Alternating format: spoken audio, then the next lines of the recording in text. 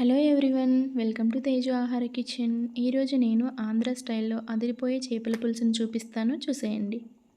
అందుకోసం 1 కేజీ చేపలను ముందుగా కడిగి పెట్టుకుని అందులోకి 3 టీ స్పూన్ల కారం పొడి, అర టీ స్పూన్ పసుపు, 1 టీ స్పూన్ ఉప్పు, 1 టీ స్పూన్ ఆయిల్ వేసుకొని బాగా కలుపుకొని పక్కన పెట్టుకోవాలి. ఇప్పుడు ఒక గిన్నెలోకి పెద్ద నిమ్మకాయ సైజ్ అంతా చింతపండుని తీసుకొని కడిగి పెట్టుకొని ఎక్కువ నీళ్లు పోసి నానబెట్టుకోవాలి.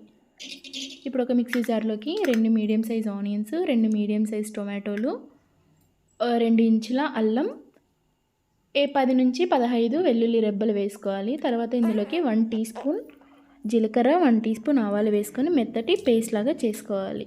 ఇప్పుడు చేపల కూర కోసం మనం ఏదైతే పాత్ర తీసుకుంటామో అది పెట్టుకొని అందులోకి 3 టేబుల్ స్పూన్ల ఆయిల్, కరివేపాకు, మనం వేసుకున్న మసాలా పేస్ట్ వేసేసుకొని బాగా ఫ్రై చేసుకోవాలి.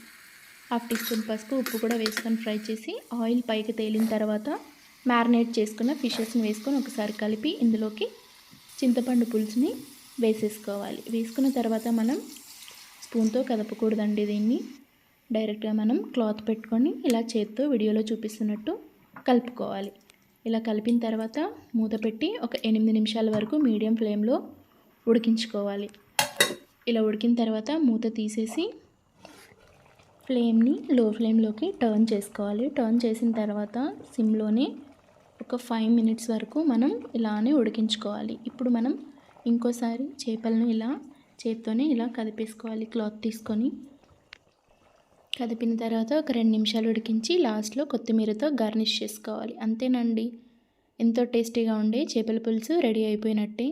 ఈ చేపల పులుసుని కనుక వేడి వేడి అన్నంతో తిన్నారంటే అది రుచి అదిరిపోతుందండి.